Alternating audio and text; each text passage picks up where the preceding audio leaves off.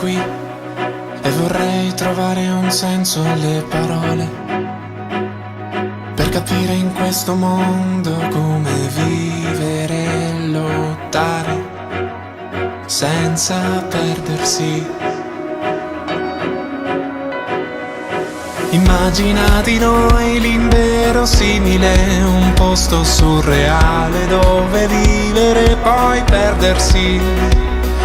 Immagina che niente possa ucciderci, parlami di te come